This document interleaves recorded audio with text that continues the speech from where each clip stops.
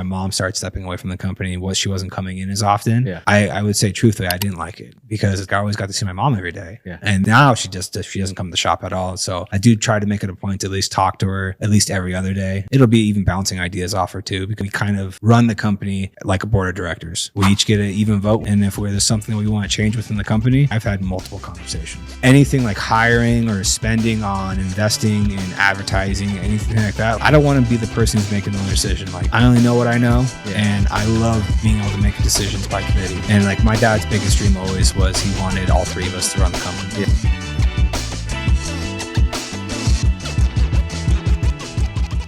What's up, everybody? Welcome to the Born to Tint podcast with the Miller Brothers. I'm Ricky. Usually my brother's next to me. Today he was out. He had a project that he had to take care of. Today I sat down with Joey from Integrity Customs, a local auto body shop that we've been doing business with for the past, I think 8+ years now. He's kind of got the same experiences, family-owned business, works with his brother and sister, had a good conversation. This is technically our third run at this. We lost the two previous ones, but we had a really good conversation about how the dynamics of our shop, how we're growing, how we handle it and stuff like that. Check it out. No. Well, man, how have you been? Busy. Blessed, yeah. Busy? Yeah, things have been good this year, and I have a baby, which is cool. Oh, yeah. How is that? No, it's the best, dude. Just how old better now? and better. She's 7 months now. Oh, okay. Yeah. So, all right. So, sleeping? No, not so much. My wife's doing majority of it, but we're not. We just started sleep training, so that's a whole crying at night. 30 minutes crying, and then sleeping for 6 hours, waking up, crying again. So it's been better. Yeah, but it's been a learning process. But it's been so good. So happy. Sounds like you kind of got what I got. Or actually, my son wasn't necessarily too bad. He eventually, when we got to the 4-hour sleeping cycle, that was where it's when you don't realize like having 4 hours straight is heavenly. It really is, dude. And now we're like, what do we do? Does my wife sleep in these 4 hours, or do we do stuff in the house? So yeah, it's been a learning process for sure. How's business been? You said busy. Yeah, dude. But I mean, I was just telling him like, I'm just gonna say it, possibly the busiest month we've ever had this January. Yep. Yeah. Yep. No. Yeah, you can move it up. Is that good? Yeah. Cool. So January's. Yeah, it's been nonstop. Yeah. Since the beginning of the year, dude. I mean, the phone doesn't stop, and people don't stop coming. So we're crazy busy right now. No, I know last time that we did talk where unfortunately this is now the third time. Well, not unfortunately, because we get to sit down and have fun conversations, but this is the third time we've been able to sit down and talk. Yeah. I know the last time that we talked, you talked about like the fact that you were pretty much not say pulling in everything, but like pretty much anything that was thrown at you, just kind of throwing a number out and going with. Have you started pricing things to kind of make things necessarily go away, like to find your niche of like, hey, these are the lanes I want to stick in? Because like, for us, it was more likely we drew back the graphics, like more likely we do only commercial graphics now.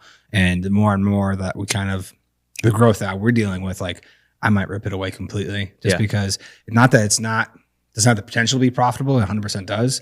But I don't have the manpower, and like I'm spreading myself too thin, and then with how we're growing the social media and all that stuff, like I don't want Jordan to be doing graphics. I want him to be doing editing, get the video content out, because like for us that stuff's absolutely taken off. So have you drawn anything back away, or were you like, well, we're not doing that work? So instead of what I did was I brought in more bodies, and I because I was like, well, do I get rid of some work, but then what if this slows down? Yeah. And then what if this slows down, So I just decided to put in the effort and hired a couple of guys, invested in a couple more people, invested in more space over there. Oh, and really? It is a lot. I mean, dude, we're talking a huge commitment that I did, but so far it's been paying off. That's awesome. Yeah.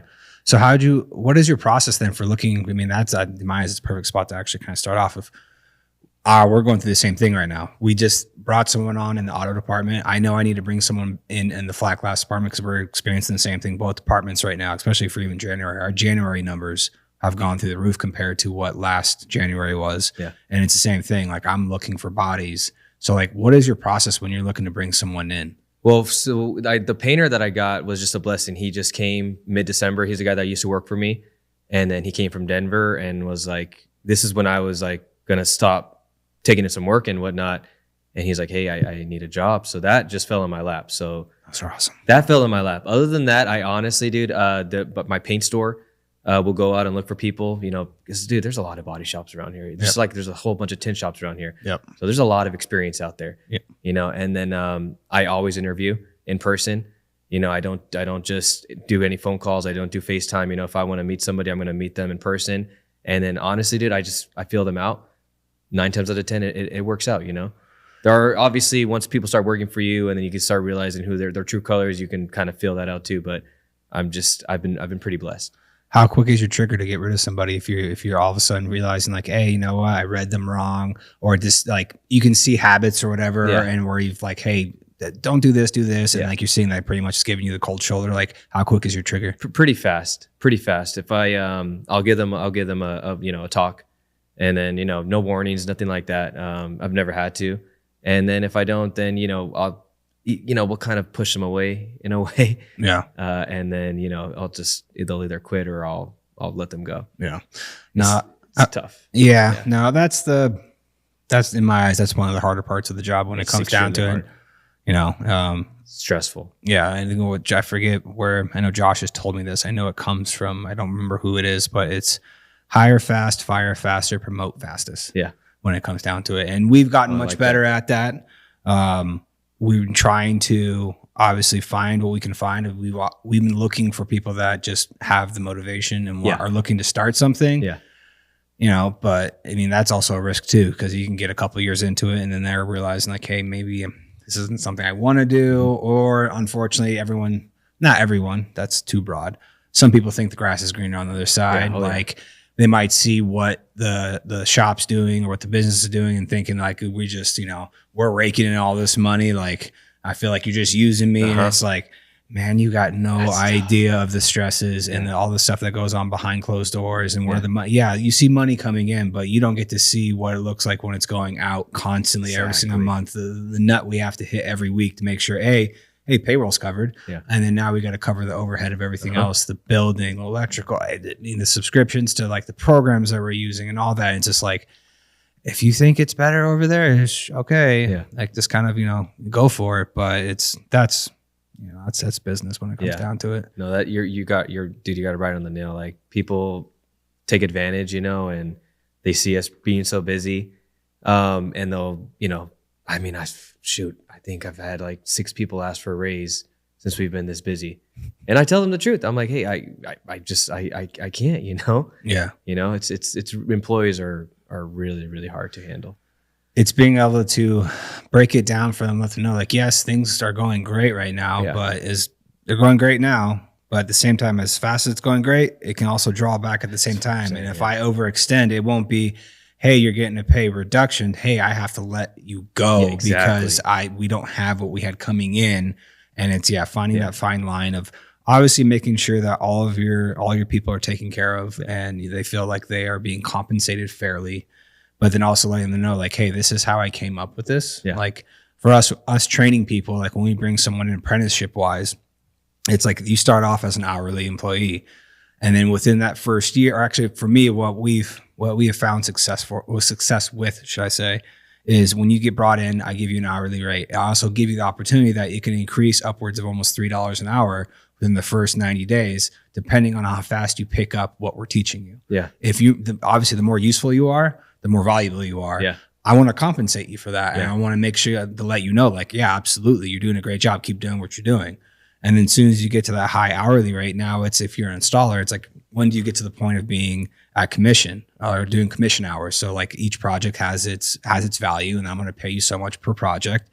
And it's like, even within that first year though, you might make that high dollar rate per hour, but you're still training. Like I know you're still going to mess things up, and it's not intentional. That's just skilled labor. Like that's how you have to learn to do what you do, especially when it comes to auto or flat glass. Like, I know you're going to scrap film. Yeah. And like, I'm not going to make you pay for it. Like, I know there's plenty of shops out there. Like when you go in, like you scrap a piece of film, they make you pay for it. Oh, that's wild. They take it out of your check. Yeah. You know, depending on technically how you come in and say, hey, I've been tinning for 7 to 10 years. Like I expect a certain competence level of like, you're going to scrap something every once in a while. Like, but if you're scrapping something constantly over and over again, it's like, all right, maybe you're not as skilled as you were. And like I said, other shops, when you come in, they'll just tell you like, all right, that's coming out of your check. Like, so if they do a window incorrectly, like that one window will. They'll charge materials. They'll charge materials. That's wild. Yeah, I know not all shops do that, but I know I've heard about it plenty from other shops. But with us, it's when I put you on commission, even when I put you on commission, you still stay at a certain dollar rate where I know that you could probably look around. You're like, well, this person over here is getting paid this much or this percentage commission on a job. It's like, yeah, I understand that, but you're still learning. I still expect that there's going to be scrap pieces because I don't want you to force workout that's going to make my customer come back. Yeah. Because that just hurts everybody. Yeah. Now I have to waste the time of rebooking this customer and I bring him in. That customer's got to come back in, so they're not happy at all. And most people will be understanding and they just want to be taken care of and they'll roll with it. But if it's like the third time they're coming back, they're looking at you like, well, now what are you doing for me? Like I've come back 3 times. I've wasted 3 days. I've wasted this many hours per day. And like now I want to be compensated too. So now I'm out material, I'm out labor, and now I have to reimburse the customer just to make the customer happy because I want them to come back. Of course. So like that's always my sticking point with trainees is letting them know like, hey, don't force a window outside. Like if you know that you messed something up, either you creased something or there's an excessive amount of debris in the window, I would rather you pull it off. I'd rather deal with a customer who's looking at me saying, hey, why is this taking so long? Yes. And like it's going to take an hour longer to do the install than we initially told them because we'll have things set in place where like if we have to pull a window off, like Brendan's going to go up to the front and tell them like, hey, I know your car we told you was going to be done in about 20 minutes. Unfortunately, I had it in the back and I saw something I didn't like and we're not going to send work around that we don't think is up to our quality. Yeah. 9 times out of 10, almost 10 times out of 10, to be honest, the customer's like, thank you. I appreciate it. I'm good. Thanks for letting me know. Exactly. Just keep them in the loop and they don't care. So, and then when my installers do get to a point where I know they're not really scrapping anything at any point, like your hourly commission rate just goes up. And then I know what you're providing to where like I price my cars off obviously what my material costs and also what I think is fair compensation for my installers to where I know that they're getting taken care of. Yeah. Because it's hard to hold on to good labor. Yeah. When it comes down to it. You're absolutely right, dude. No, when somebody's doing a good job, I hold on to them for dear life. Yes. So it's hard to hire new people and but it's impossible to let somebody go that's been good for you for years. When somebody comes to me with a problem that's been with me for like 5 years, I'll do whatever it takes to keep them, dude. Yeah. You know what I mean? Oh yeah, no, absolutely. You want to always make them feel like I'm gonna take care of you, but then the unfortunate part, there is the other side of that where someone comes in and says, well, you have to have me. Yeah. And where I've been a lot more along the lines, especially when my dad was pretty much after he had his stroke. Actually, even before he had his stroke, we had a couple instances where we had installers which they were dominant installers, put up tons of square footage, can knock cars out, and then we're trying to pretty much hold over the fact like you have to have me. I'm like, that's the last thing you want to say to me because to be honest, like I don't want to let you go, but at the same time, if you think you have me in a position to where I have to have you, no, I'll work 80, 90 hours a week. Sure. I'll deal with it until I find someone else who wants to be here, is going to work as a team and not try to strong arm me into like, well, you have to have me. Like, there are plenty of people out there looking for a situation that they want to be taken care of and properly and all that. So it's like, that's where I'm like, at that point, it's like, if you come to me and you actually lay out, like this is how I've actually went about it with my parents coming up in this company, is I look at my production. Because that's the one thing any skilled labor kind of has on their side is, what are you producing? Mm-hmm. If you can come to me and show me like, hey, this is what I've done, this is what I've been doing, and beyond just that, this is all the other things I've been doing too, I feel like this is where I should be fairly compensated. And then let's have a conversation. Yeah. If you come in and say, well, you can't lose me. Oh, sure. And you say like that, it's like, I'm sorry. Like you've lost me now because the door's right there. You can walk right out it and you can see how anyone else is going to take care of you. If you feel like someone else is going to take care of you better, have fun. Yeah. I'm not, it is what it is. I hope it doesn't work out that way, but sometimes it does. Yeah. And is what it is. Like I said, everyone thinks that the grass is greener on the other side until they get over there and realize like, ooh, maybe not, so, but it is what it is. It's a learning process. Cause like I've dealt with people differently so much since when I first started. Cause I took over, 10 years ago and I was just a kid then, and I would just let people walk all over me, So now I learned to just like build a relationship with people, where I know, what they're going to do next or, how, if I know if my guy's having a bad day, like if any of the guy, I know it, Yeah. And it's just, I love learning in this business, it's one of the things I want to talk about. Like when we were here, is like I've learned so much from 12 years ago to now, and it just makes me who I am today. And it's I'm going to teach it to my daughter. And having a business, an auto business like this, having employees, it's been such a learning experience more than anything. Yeah. No, it's definitely, you have to look at the fact of like, yeah, same thing for me. Where I was like technically shop manager like 10 years ago. I look back at that person, I'm like, God, I was a dumbass. Yeah. Like letting things go, thinking that problems would solve themselves by telling one person, well, if you do this, we'll be good. And then you do this. And like, and hopefully like it'll take care of itself and then they'll get along. Yeah. And it's like, no, I should have just brought both of them into a room. Let's have a hard conversation. And we're all goddamn adults here. Yeah. Like you need to say what you need to say. You need to say what you need to say. And then let's have a conversation, because no one wants to go to work and have confrontation when it comes down to it. Of course. Obviously there was a simple misunderstanding or something went wrong. All right, you need to say your piece. You need to say your piece. Can we move on from this? Can we all move forward? Yeah. And if we can, all right, let's do that. Let's move forward and let's start from ground zero. Yeah.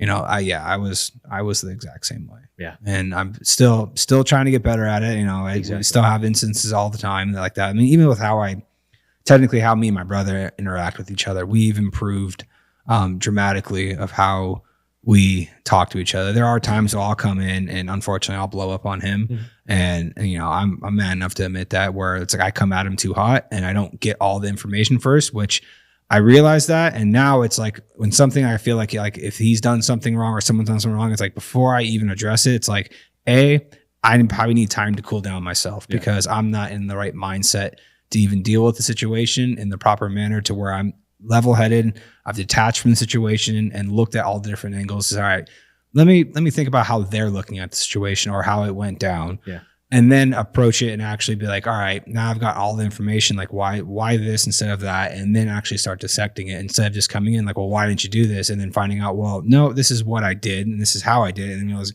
oh, now that I've got all the information, now I'm just the dick who came in hot and blew up on you. Yeah. So it's, oh, dude, the number of times I've done that. And then you leave and you're like, oh my gosh, I'm such an asshole. Oh yeah. Yeah. No, I had that happen just with my brother the other day, where I called him. It was about a sample for film or something like. It was about film that I thought we had, and I had previously talked with our flat glass manager, or our other sales guy talked with the flat glass manager, asking, "Hey, do we have enough of this one film?" And I found out that I heard that we didn't. And I was like, hold on, I've seen that box. I walked in the back, I looked, couldn't find it.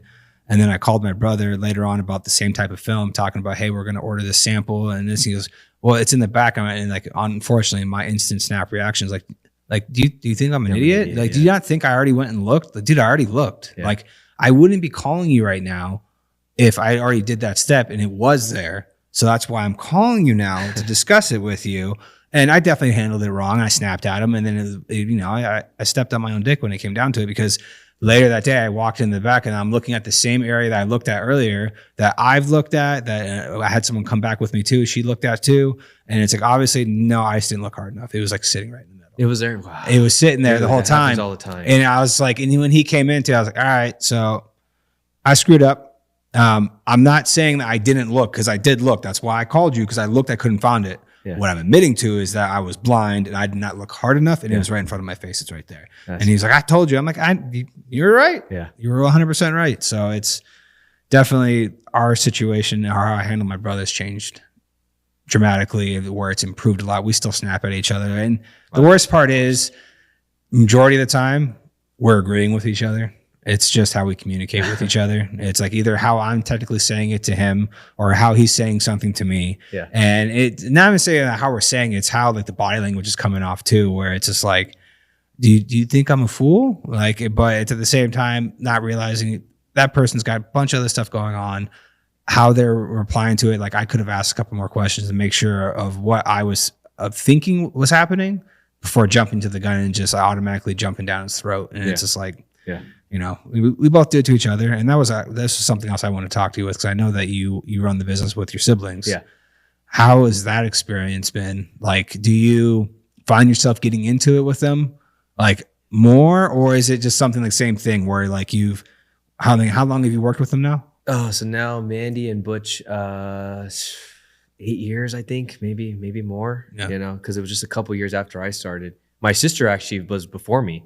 I didn't have any plans of coming into this business. You know, I wanted to go to college and I don't know, do something else, you know, play sports or something, not professionally, but just something. Yeah.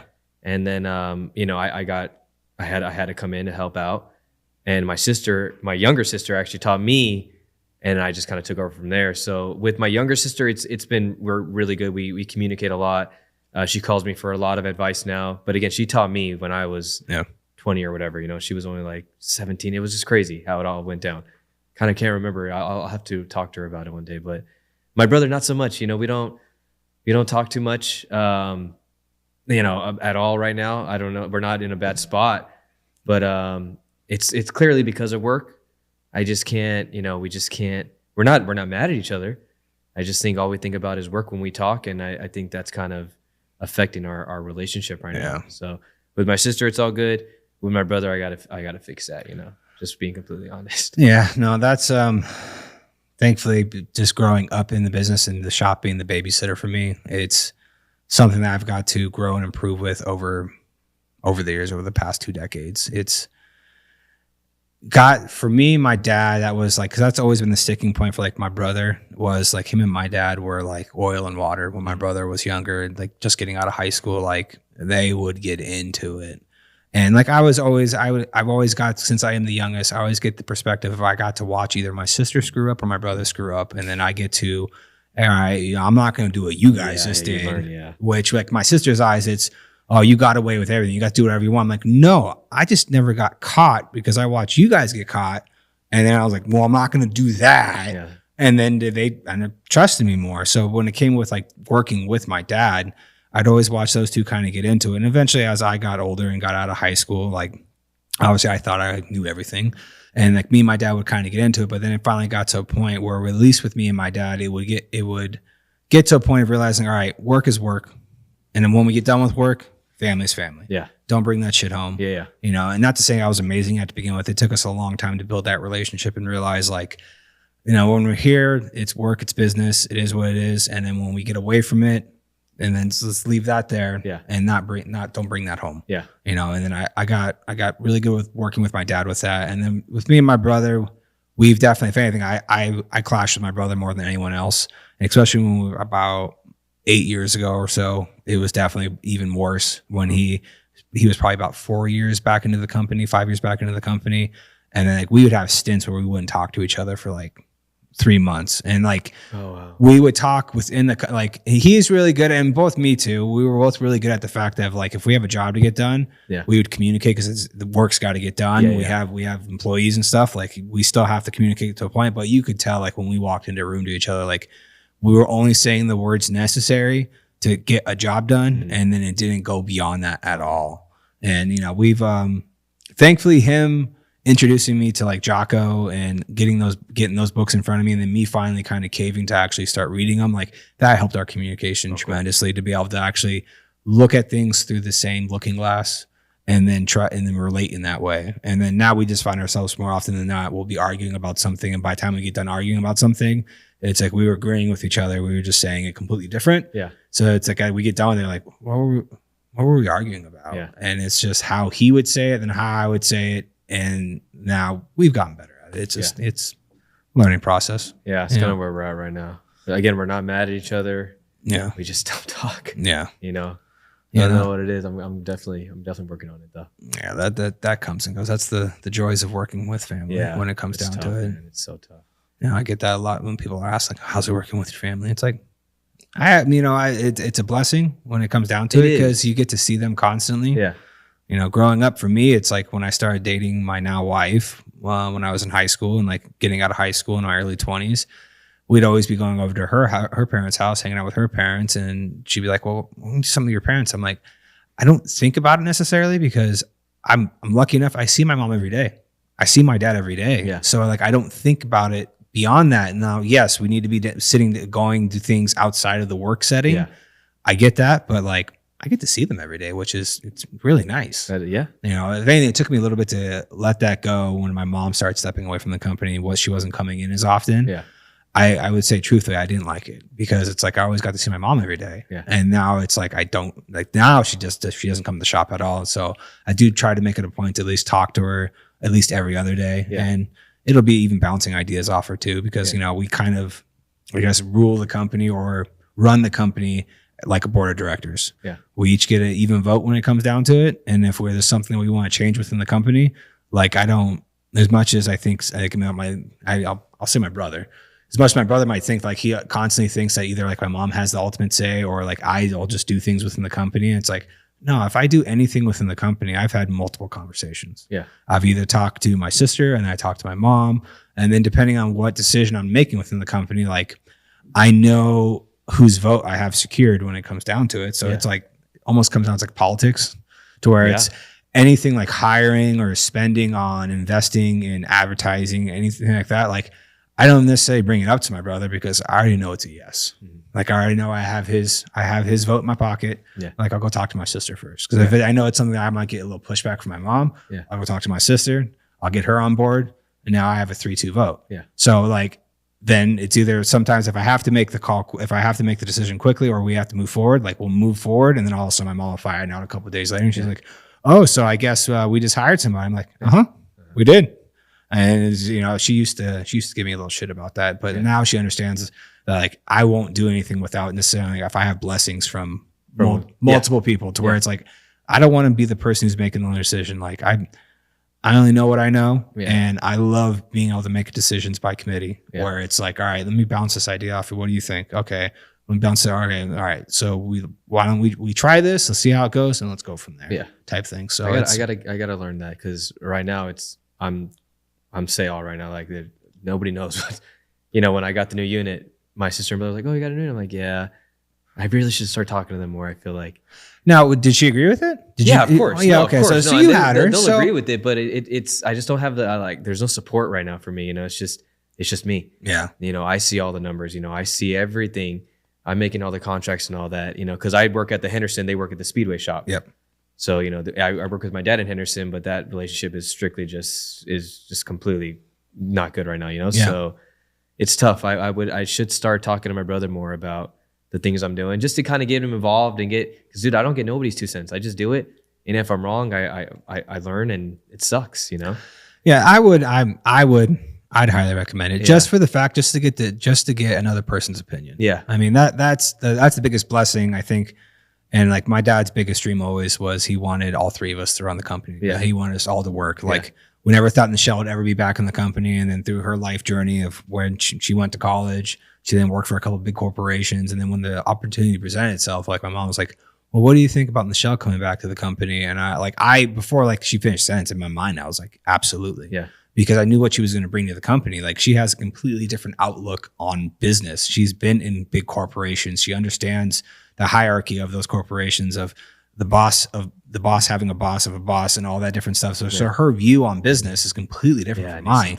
Like I never got to experience that. Yeah. And then even with my brother joined the military. So he got to experience different types of leadership to where like I only knew what I knew. Like my dad was a great leader, a great mentor, but I definitely developed some habits from him that it took me a minute to break, like micromanaging, like not letting my people grow. Like, and at certain points thinking that I was doing it and then really looking at it and realizing like, I'm doing it, but not really. I'm cutting their legs out from underneath them. Like you got to let people make mistakes and grow from it. It's just like technically training an installer. Like that's exactly right. Training someone from the ground up. They're going to make mistakes. If you're going to lose sleep over someone messing something up, like you have no business bringing someone in and trying to train them. Like it's going to happen. Like they have to have those experiences. Like I'm only at where I'm at in this company and like because of the experiences I've had, like and the repetition. Like thankfully I got to start working early when I was 15, 16 years old. You know, started to do all the installing stuff. And then my dad started letting me kind of take on more of a managerial position. And that's where I completely shit the bed as a manager. I was a horrible manager. Mm-hmm. Like without a doubt, I was a horrible manager. We lost a couple people because of it, just because I let things brew and get to a point where it's like, we're now at a point where things can't be fixed.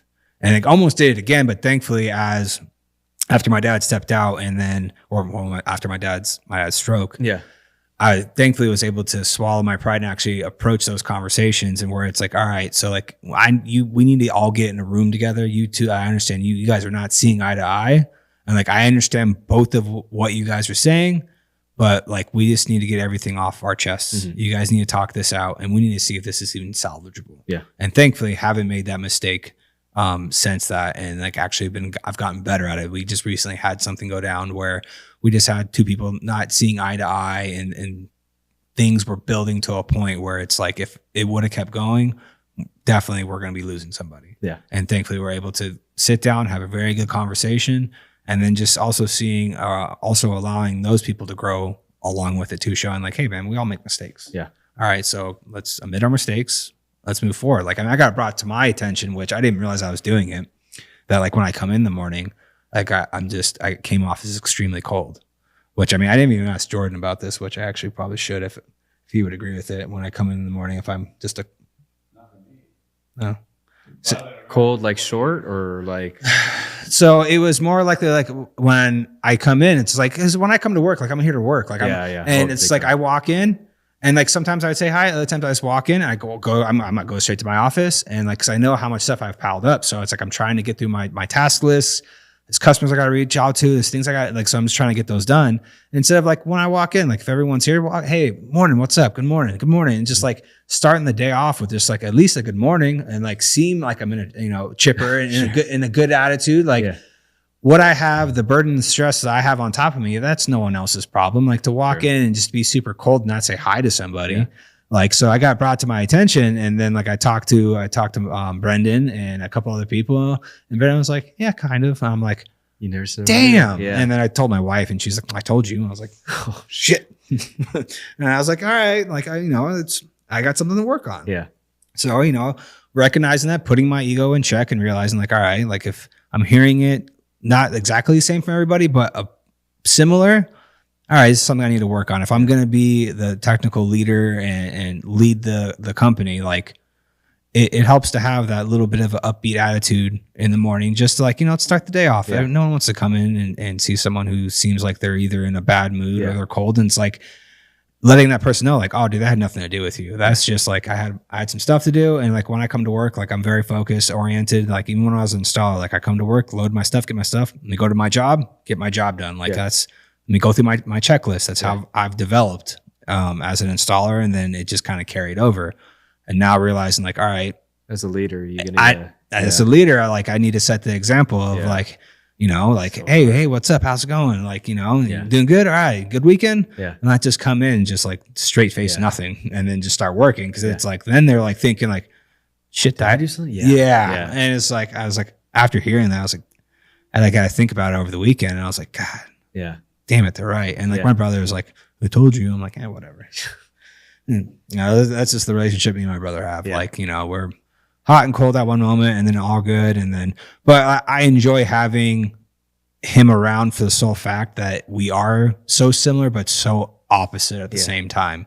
So we never get into a place of complacency where we're just being yes men to each other. Yeah. Like we're constantly, like my brother is constantly pushing for new, and he wants to like, hey, we should do this. We need to do it now. I'm like, slow down. Yeah. Like how are we going to do it? What is it going to cost? What time do we have to do this? Sure. Like, what are the logistics of this? And it's like, that's where I step in and I push back on him. But like without him on the other side pushing at us, I mean, like this would have never come to fruition. Yeah. Like he was pushing for us to do this like years ago. Oh, wow. I had no idea he was the brains behind this. Oh, two to 3 years prior to us actually doing this, he kept telling me we need to do a podcast. Cause like he's the one who's into Gary Vee, and like so am I. Like he's got me into him. Yeah. Gary Vee and all those Alex Ramosi. Like you need to be putting content. And which my brother was 100% right. But how he approached me with it, I'd always tell him like, all right, give me a skeleton of how we're going to do this. Yeah. Like how much are the cameras? How are we going to record? Who's editing this? How are we going to post this? Like give me like at least options, and then I'll run with it, And then thankfully we had the ad pop up from Pineda where he was like pretty much pitching like grow your brand. Start a podcast, use my team. And I was like, there's our end. Yeah. And then thankfully Pineda's out here. We're able to use the studio that we recorded in last time. And then this was the brainchild of finally getting to the point. Like we're like, all right, we're going to invest into this 6 months to see if this works, being consistent with content. Instantly started seeing returns. And we're like, all right, this is definitely what we have to do. And then we also thankfully had the backing from Tintwiz, from Eric from Tintwiz, where we called him and like he was the first one to jump on sponsorship. Where like we got halfway through a sentence of telling him what we want, what we were going to do, and he's like, "I'm in." Awesome. And like, and he's the same thing, buying into Gary Vee and all that. To like, you need to keep posting, make something, make content. It might be, you might think it's horrible. Who cares? Just post it. Yeah. Because the stupidest things go viral. I mean, we had a video on YouTube right now. It's at like 450,000 views. Oh, shoot. It's just a YouTube short where I brought in one of my guys and did in-house training on that window right there. And we recorded me, him installing with me standing behind and watching him and pretty much stopping him in areas like, nope, don't do that, do this. And like there was more that we did to it too, where like I had him tint it to begin with and then I inspected his work and then I showed him like, here, I'm going to do it real quick. And this is the time I did it in and this is how it should look. And there was a lot more context to it, but we posted the long, I think like 48-minute video of me doing training with him. And then we cut it up in a bunch of shorts. Yeah. Well, one of the shorts is like him doing a certain process where like instantly into it, I'm like, all right, now do this, but don't do that. And then all of a sudden he does exactly what I tell him not to do. I'm like, nope, told you not to do that. And like the first 4 comments that came in were pretty much just like, this guy is a shitty teacher. Like he is horrible. He shouldn't be teaching. And then all of a sudden it just sparked this huge debate. It's up to like almost 400 comments now. Oh, that's awesome. Dude. That's hilarious. Trying to recreate that video to where I have no idea why it took off. Like I know it's an instructional video, so that kind of gets people's eyes. But like then all of a sudden, as soon as that internal debate started, it's absolutely taken off. Go nuts, yeah. Oh, people are crazy. Oh, it's hilarious. If you ever want a good read or a good giggle, I'll show you the clip afterwards. Oh, I love comments. Dude. I don't even watch videos anymore. I literally like watch 5 seconds of it. And I'm like, all right, what are people saying about this? Oh, the comments are epic. My sister sent one yesterday, which I'm not going to repeat. But the guy went on like he rant, just ripping the people of like pretty much just like your generation. And it's like reading through, I'm like, oh my God, this is hilarious. But you know, what are you going to do? People are funny. But no, my brother was 100% right. Like being consistent with content has transformed our business. Good dude. Has awesome. Pushed our leads through the goddamn roof. And then like us taking the mentorship from Pineda on help growing the business side and actually digging into the business side of our business and growing that, putting us in the right positions of what's the most important thing to be focusing on, fix that. And then as soon as you fix that, the next thing pops up, fix that. And it just never stops. Yeah. Like you have a period of growth and you plateau, go back to those same 5 things that you just fixed. Which one's broken right now? Fix it again. Yeah. And then the next thing's going to pop up. Fix it again. You experience growth and it just loops over and over and over again. But being consistent with the content has driven our leads through the roof. And then like just even our website too. We just revamped our website. Like I didn't realize how bad our website was until we pulled it up in like, I think it was 2 months ago and in our one-on-one meeting with our mentor. And he like opened it up and he's like, oh, holy hell, you guys are getting this many leads with this? This website's from like 1980. Yeah. And like all we did, the simple changes is make everything clickable. Like as soon as you open up our mobile page, you can click on our phone number, you can email us, you can text us. Yeah. Like it's all within you don't have to scroll. It's all within a click. Phones went off the hook. Yeah. Like this January, same thing. We're already on a record setting in January right now. Oh man. So it's been a fun ride, but it's crazy. Yeah. Like all the things that you constantly are learning. And then also just realizing that like you never know everything. Yeah. Like it's always try to find someone to learn from. Yeah. You know, us stumbling upon Pineda to do the podcast and then now learn from him business wise. And then finding out, like, that kind of was my mom's a little bit of a pushback. Like he doesn't know the tin industry. And then us having conversation with him, like, it doesn't matter. Yeah. He knows business. Yeah. That's huge. Business is business. Yeah, like exactly. Numbers don't lie. Like, all right, you don't have profit. What are you charging? All right, you're charging way like what's fair market value? Like what? And then just going through all that stuff and realizing like, all right, we see what we're doing wrong. We're making those switches. Which, I mean, how hard is it for you to make those kind of switches when it comes to pricing or like for us, it was the hardest thing. Even switching material for us was a hard sell. And it's just like, all right, no, we're paying this guy a good amount of money for his advice. What's the worst going to happen? Yeah. We have 2 slow weeks and then we go back to what we were doing and we readjust and go from there. Yeah. But like, how hard is it for you to kind of make those decisions? So hard, dude. I mean, it's so hard to make any changes over there, you know, but we need to, you know, cause we're so busy. So like, there's like no time for the changes, but we need to do it. We just need to suck up and do it. Yeah. Cause right now, like we're like that shop I just invested in, like it would be this unit right here, it's just empty. We're not doing anything with it. And I'm spending, $3,800 a month in rent for nothing right now, So it needs to be done. So it's very hard to answer your question, but it needs to be done. And it seems like you've done it, and it's given me motivation to just do the changes, Yeah, it's no, that's definitely the hardest thing is pulling the triggers and then committing. It's just hard, dude. Finding the time. Yeah, finding the time, dude. And especially with the newborn right now, like as soon as 5 o'clock, rolls around, I'm like, I want to go see my baby, you know? So it's hard right now, but my brain never stops. And at home, I'm trying to brainstorm. So I just got to find the time. Now, do you have any like shop manager or anything like that? Or is it just everything you right now? So it's at the Henderson shop, I'm the say all, but thankfully, Speedway, I don't got to worry about it. Mandy and my brother Butch are dealing with it. I have an Audi, manager over there. But at the shop, which is a humongous operation. Oh, stop. I don't mean to interrupt you, but Audi, what do you mean? You have someone over there? Yeah. So at Audi Henderson, we do all their cleaning of their cars, all their ceramics, all their buffings, all that. I have 10 guys over there. Really? Yeah. I have 10 employees at Audi Henderson in the back. All those little guys you see washing the cars and all that, they'll have Audi shirts. Those they're in my payroll. Oh, that's shit, man. I know. That's awesome. So it's okay. It's not a very profitable part of the business. Well, that's that is the difference between one, because we get that question. Do you guys do dealerships? Do you tint dealerships? And we've done it in the past, but we don't, because it is a great account because it feeds you constant work. Yeah. But at the price point and how they pay, it's like it's worth it because you get to you are making some money. Yeah. But it's you're sacrificing profit for the constant feed of work. Yeah. So like, no, I get that. But we're at Audi. Is it so people are like, oh, you have people at Audi? I'm like, yeah, but it's not all that it sounds, Yeah. How many people do you have now? I have 38, I believe. Yeah, a big, close to $100,000 payroll every 2 weeks. Yeah, it's disgusting, dude. It's hard. Yeah. I thought I was stressed. No, dude, you don't know the numbers that I see, and the one thing I don't do too often because it brings me extremely. I never really look at our bank account, which I know I probably should. It's always okay, but dude, I mean, there are times.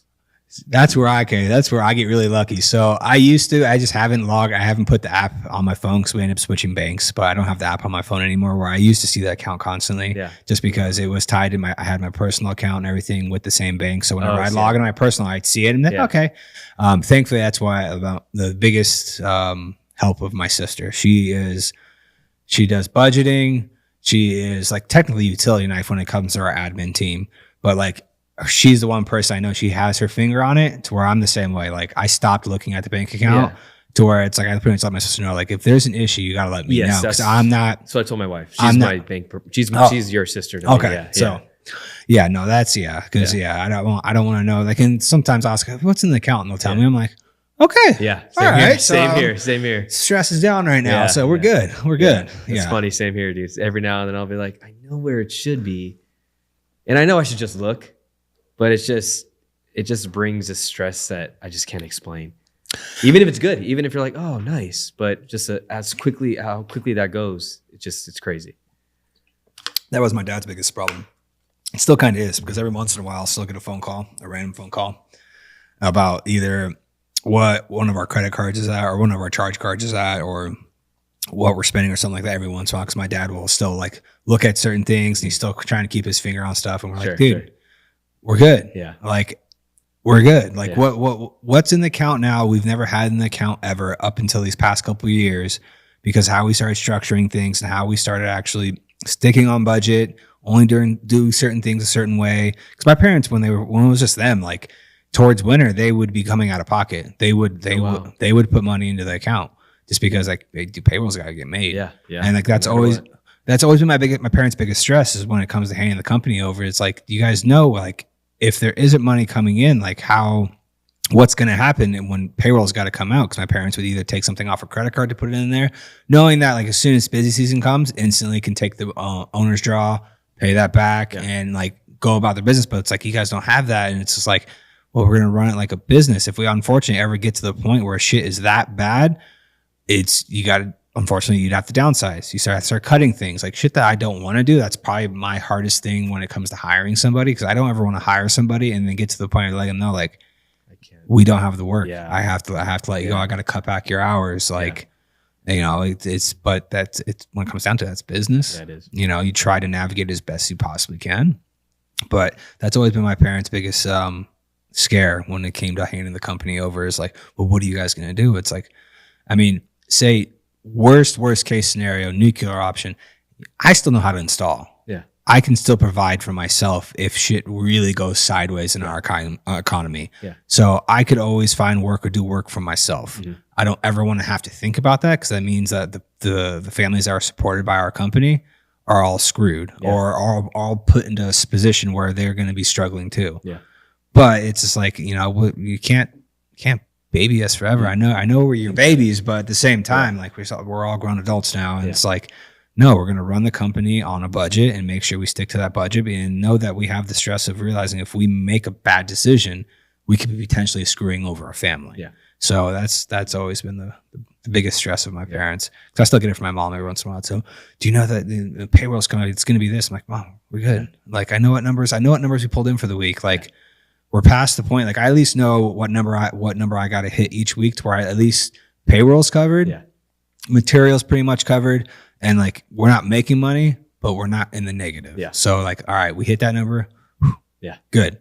Now I have other numbers in my mind that I want to hit, so I know where like, all right, now I know all my people are achieving above and beyond. Their paychecks are going through the roof because we're bringing in this much work, because they're on commission, or the sales team's crushing it because we hit those numbers. It means their commissions are through the roof, and it's like, all right, we're good. Yeah. But I couldn't imagine 38 people, man. Oh, dude, it's hard. Yeah. See, that's where it's like, I think with the new hire we have, I want to say 17 or 18. And technically 20, including my parents, which my parents being on payroll is just pretty much slow buyout. Yeah. To where we already have a set. Oh, I didn't know that. Okay. Yeah. So we're taking advantage of the fact of like, why buy them out? Yeah. Because then no matter what, we're going to have a payment. It's either we're going to be paying a loan, or we can just keep them on payroll and let it just makes them get paid every week. And then we don't have no interest. Like, why not just do it that way? Sense. But smart, very smart. Yeah. So at a certain point, we already have the year picked out. When it gets to that point, business will be transferred completely over to us, to where it is like, I mean, because technically on paper right now, I don't own shit. I'm just an employee. Yeah. But with their trust and everything, if anything happens, it gets pushed over to us, and like just do that slow buyout when it comes down to it. Yeah. Keep them on there, you know. But so we have about 18 people. Yeah. I would say I wouldn't want more than 25. Yeah. I think that's like kind of my number. Good. Yeah. To where, I mean, that's why like the academy, the brainchild of the academy was, how do we pull more money in but stay in one spot but not have to bring more people in, type thing, to where let's grow the company to where it's efficient enough to where, yes, we have our day-to-day operations things, but at the same time put people in positions to run that section of the company. Like for auto, Brendan's my auto manager. Over this past year, it's been completely phased where I'm telling everybody up front, like, you don't come to me for a question on auto customer. That's Brendan. Awesome. Like if you're jumping him, you're cutting his legs out. Like you need to go to him. And then like if it's something that's real bad, then he's coming to me, in which I know it's like, all right, I step in, I do my job. And like even for Flat Glass, we finally were able to bring someone, which was one of our installers, where he has he runs his own small business. He does jiu-jitsu and he has his own academy. And then when he heard the fact of like, all right, we want to bring someone in to handle like scheduling of those jobs, cutting those jobs up, managing the installers and everything, like he jumped up and he was like, dude, I'll do that. Awesome. I'll do that in a heartbeat. And like it just worked out perfectly because it gives him the freedom to still run his academy and gives him the free time to go do those things. But at the same time, he knows what tasks he has to do. Yeah. Like, hey, as long as customers are being called and scheduled, you're dealing with whatever fires have to be put out, with the installers not doing, if they try to leave something on a job they're not supposed to, like you're the ones dealing with those customers. You're handling all that. If you handle all that, to be honest, if you're here or not here, I don't care. Like as long as all their jobs are being cut up and they're being ran efficiently and the numbers are being hit the way they need to be hit, because that's the only way he can technically make more money, is that he's got to hit certain numbers. I don't care what time you're in here, out of here. Like he'll come in at like 5 a.m. Yeah. He'll cut up all of his jobs. He'll get everything adjusted, and to where when a customer's approving, like he's automatically getting tasked in our CRM programs, either TintWiz or we just implemented another program just because of the size we've got to now, to where it automatically gets dropped on him. He reaches out to the customer. He calls the customer. Like, it's freed so much up off my plate now.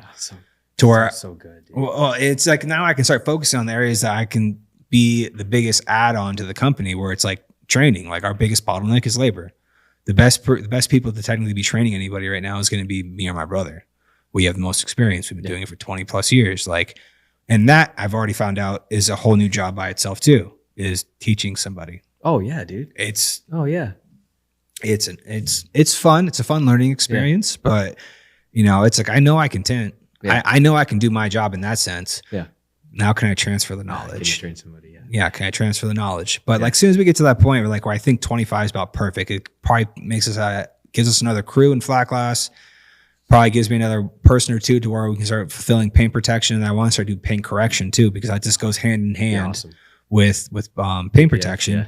And then I can focus on, like, the academy was a way for me to sell our services to the country. Yeah. Like, you want to learn how to do flat glass, come to Vegas, do the academy, and then also grow a library to where it's like, you can subscribe. You don't have to say come in person. There's going to be a library of knowledge that we're creating as we run each class, to where, like, this is how we do this window, bring in guest teachers through our industry, the networking that we've already done with either people that work at manufacturers, other big name flat glass tinners that we know that, like, I know they know what they're doing. Like, if I had the chance to hire them, would hire them in a heartbeat, because I could just send them off and let them do their thing. Yeah. So, like, the academy was a way for me to, like, how do I sell more without spreading myself thinner? Yes. And it was so like, genius, dude. All right, let's see if we can pull this off. Yeah. So, but it's been a fun ride. Good. So you expanding the shop. So is it just everything's blown up? Is just more? Yeah. I mean, people are getting in a lot of car accidents, unfortunately, but that's where we're here to help people, That's what I tell them, I'm here to help you. As long as I help them and I get them back on the road and they're happy, it's an unfortunate, it sucks. People come to you for tint, I'm sweating. That's not, hey, my car's been destroyed. Yeah. No, yeah. So I'm dealing with a lot of people in a really bad situation. So people don't know how to drive, thankfully. Now, do you think there's a huge uptick now in that, of like people just going to, like, hey, I need my car fixed because of how expensive cars are now? Oh yeah, 100%. That's another thing. People don't want to get a new car. Usually, I think a couple of years ago they would bang up their car and they would just go trade it in. But I would even get that work because now I got the dealer work too. So like I was saying, I got the dealer work, I got customer work, so I'm covered hopefully. Yeah. I'm spreading myself thin though. Like I'm very thin right now. Yeah. But yeah, people just don't know how to drive, and people keep holding on to their cars. Yeah. And again, it's a shitty situation they're in, but I definitely do my best to help them. Yeah. And I do it at a fair price. Yeah. No, that's always the hard line to draw when it comes to your offer, when it comes down to it, what you're going to throw your price at the person. Yeah. Obviously, for us, I know that we're not the cheapest shop. I know I'm not the most expensive shop, but at the same time, what we provide service wise and getting things done in a certain fashion and all that, because we have people come to us where it's like, can you match price? It's like, well, are we matching apples to apples? Yeah. What are they selling you? Yeah. I know we have some movement when it comes down to it, but at the same time, it's not like, we had a customer call and like they had a Tesla Model 3. Like, oh, I had called the shop. They're going to tint all the windows on my car were $600. And I was like, I would go with them. Yeah, you go. Exactly. I would have some questions. Yeah. I would have a lot of questions. Yeah. What material are they putting on there? How well is this install going to go? Because for us, a Model 3, depending on what film you pick, is anywhere from about $1,100 up to about $1,800. Wow, for 6. Wow. Mm-hmm. Yeah. That's how I am with people too. Oh, well, they said I'd do it for. I'm like, well, then what are you doing here? Yeah. Yeah. No, it's definitely one of those things where it's like, there's going to be clientele out there that just like, hey man, I just want my windows darker. It's like, I get that. I 100% get that. And we do have a technical, like, I guess, cheaper option, or our entry level option. I wouldn't say cheaper because it's still high. It's still good. It's good product. We have our entry level when it comes down to it, but it's just like, what are you looking to get out of this type thing? Cause I can point you in a direction where I know someone could probably do for $100, but you're going to get $100 worth of value out of it. Yeah, exactly. It's educating the customer, let them know what value you're getting out of your services. Yeah, exactly. You know, even when it comes to paint protection, I know I'm not the cheapest. I know not the most expensive, but also what kind of install you're looking for. Like there's technically for Clear, you can have a boutique installation where it's like you shouldn't be able to find the edge of the film anywhere. But with that means I got to take the car completely apart. Yeah. I got to pull the headlights off. I got to pull off everything to where I can actually hide everything. But with that install is now crawling upwards for a front end. You're looking at $8,000-$9,000. Do you have a detrimmer? You have somebody that detrims? No. Okay. I was going to say that. Usually I call you. Yeah. I was going to say, yeah. Because that's a whole nother person of itself, you know, detrimming a car. No, and that's where I've thankfully have gotten to the point where, like, even with like graphics, I say I'm going to step away from the graphics. I think I'm going to step away from a portion of the graphics to where I'm going to start looking on Fiverr for designers, because you can find the right designer on there to where it's someone in college where they're just trying to make some money, to where you can develop a relationship with a designer to either get a design done, know what you need to send to them, you know what their fixed pricing is, so you know what you need to charge. And then beyond that, like even when it comes to like printing stuff, like I love having a printer, because at any time I can do modifications to my shop, I can print all my graphics, I can rewrap my vans, but the headache that comes along with servicing that machine. And then if that printer's not running often enough, like it's just sitting there and burning a hole in your pocket, to where it's like I need to go out and find a shop that I know I can trust, and then we can come to an agreement. Like, I know what this stuff costs. I know how much it is technically costs you to do all this stuff. Like, let's come up with an agreement to where it's like, hey, I want to send you the files, print them exactly how they're laid out. I know, like, have that discussion. Like, how do you want them laid out to where you can just literally drag, drop, hit print. And like, I know what the material costs and all that, and I'll pay you this much per square foot, to where all I have to do is drag, drop, and I can rely on you that you're going to get this printed by this date. And it's like, I don't need an instant turnaround, but like when you tell me a date, it's going to be printed and ready to go. Yeah. To where it's like develop that relationship to where I can just farm that out. Yeah. And then I can just go pick up my graphics. Not worry about the headache of the machine. And there's so many things. Oh, it's, like we got people constantly asking us, do you guys do color change wraps? I'm like, not anymore. Yeah. And like, it's the same thing. I don't have anyone rip the cars apart. Yeah. And then it's like, all right, what's standard when someone's changing the color of their vehicle, depending on what kind of vehicle it is, if it's an Audi, a Mercedes, or something like that, there's a certain standard they're looking for you to hit. Yeah. And it's like, without taking those things apart, it's like, all right, well, are you okay with seams? No, you're not. All right, how deep do you want this? Yeah. Like, I unwrapped a vehicle for Pineda, where he had his Escalade wrapped in this deep maroon, and it was white. And at first he's like, hey, can you do this? I'm like, oh yeah, I did. Taking vinyl off. And I was like, how old is he? 2 years. I'm like, yeah, that'd be no problem. He dropped it off, and like I got the keys from him, and then I went about my business. I later pulled it around, and I opened the door, and I realized the company that did it took the car apart. I think I saw it here. Yeah. Yeah. Yeah. So it got to a point where I called him. I was like, dude, I don't want you to make it seem like I'm blowing you off, but like, they took your car completely apart. They took your doors off. Yeah. They ripped everything apart. Yeah. Like, I don't do this. Yeah. And like, me finding someone to do it is like, I ripped off what I could. Yeah. And like, there were certain areas like, Dad, I can take it back to the people that did it. I was like, I'm sorry to have to do this, man. Yeah. But that's probably the best interest for you to get your car back in a timely fashion. So smart. Because I can't, like, I could have farmed it out. I probably would have went to you. Like, but it's, at what point is it's like I'm just spreading myself too thin, or spreading the company too thin? I'm wasting labor in a certain area. It's like I don't have the tools or the people to pull this off. I'm just gonna man up and say, biggest mistake I did was not opening his door and realizing like, dude, they took everything apart. Like, and I was like, and he was cool about it. He understood. That was that's the one good thing about working with him. He's like, dude, I get it. And then you gave him the keys back, and that was that, right? So we had an exact same situation just last week where a guy's like, hey, can you unwrap this car for us? I was like, no problem. I took it in. Everything was detrimmed.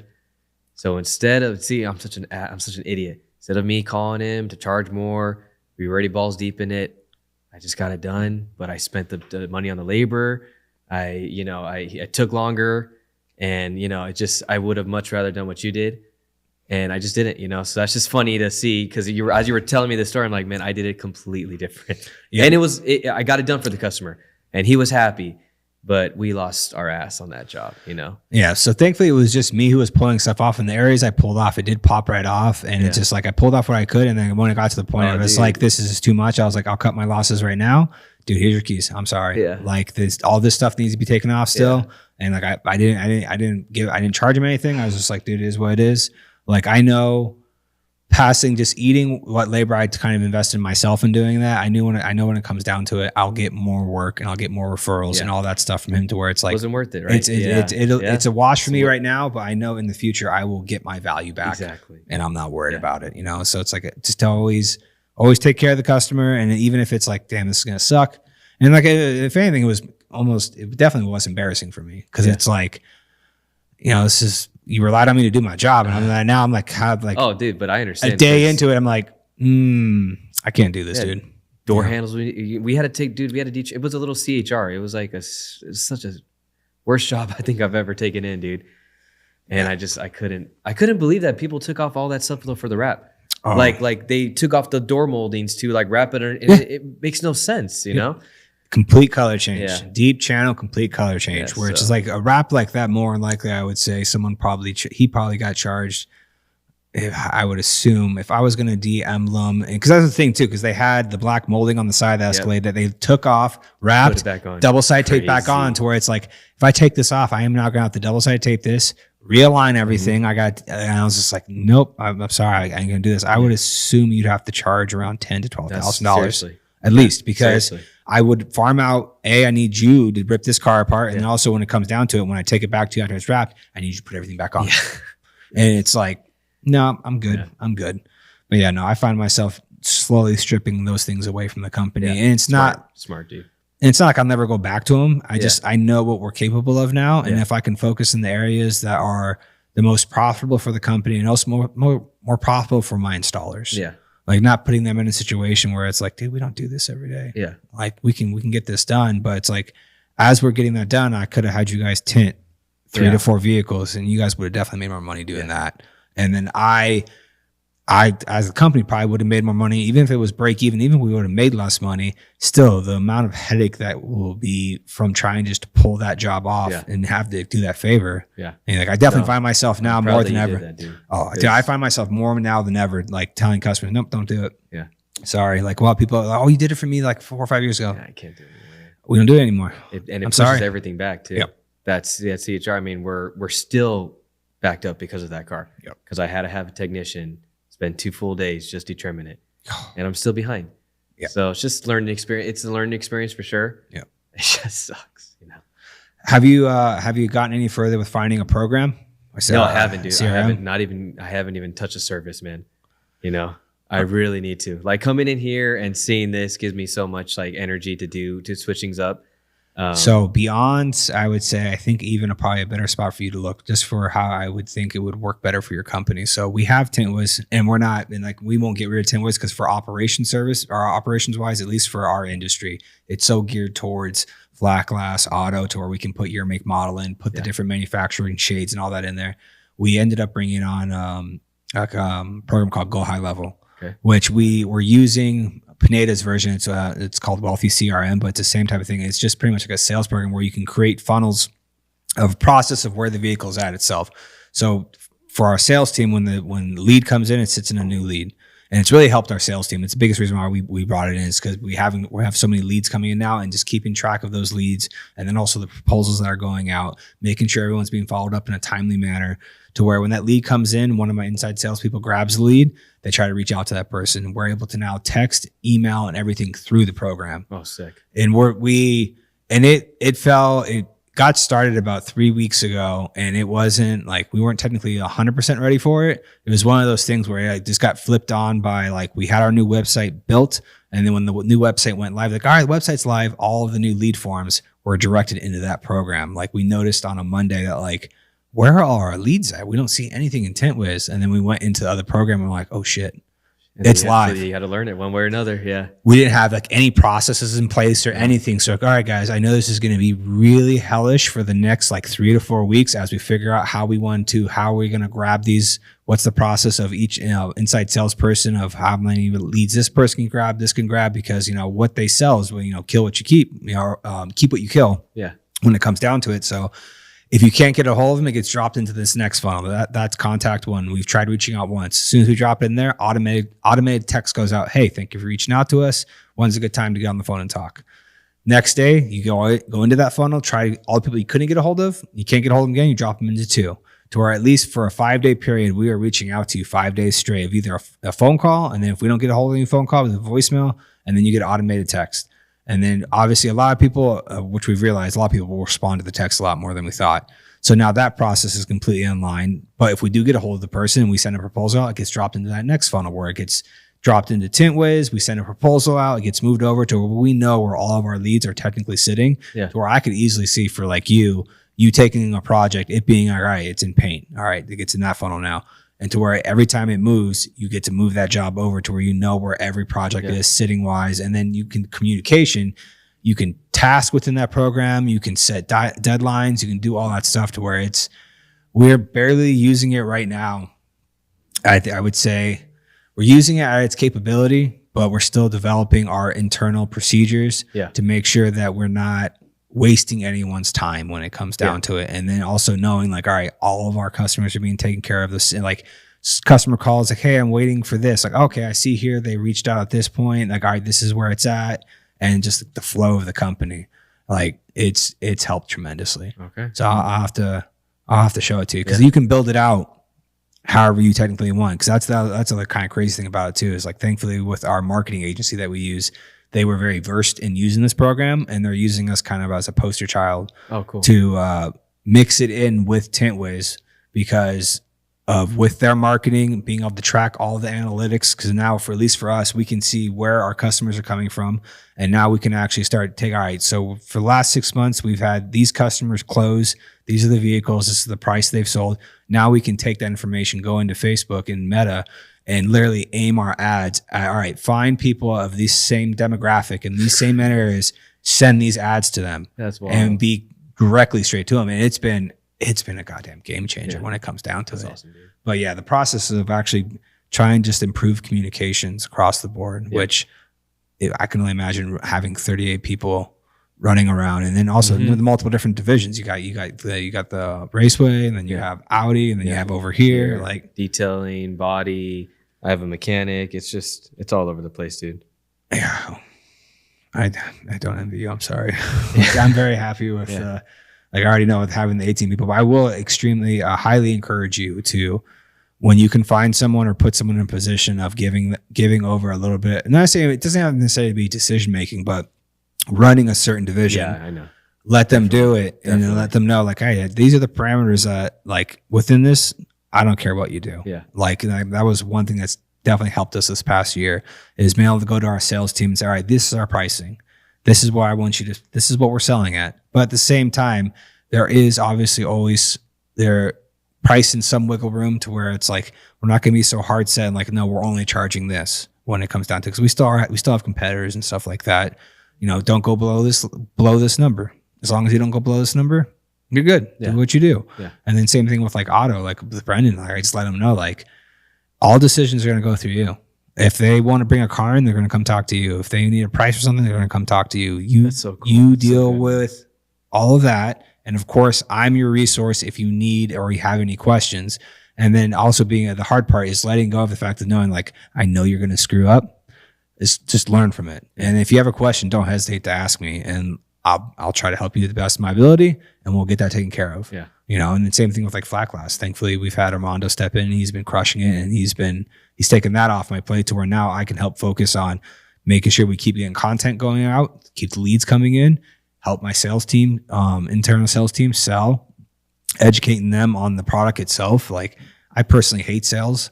I can do it because I know the material, I know the products. Like I've been doing it for so long. So when I talk to customers, they instantly the instant trust factor falls in. Like, all right, you know what you're talking about. It's like, all right, I appreciate that. So now passing that knowledge to those people and then training my guys internally. Yeah. Like, you know, getting my lead installer, I'm now training him, and he's already doing paint protection now.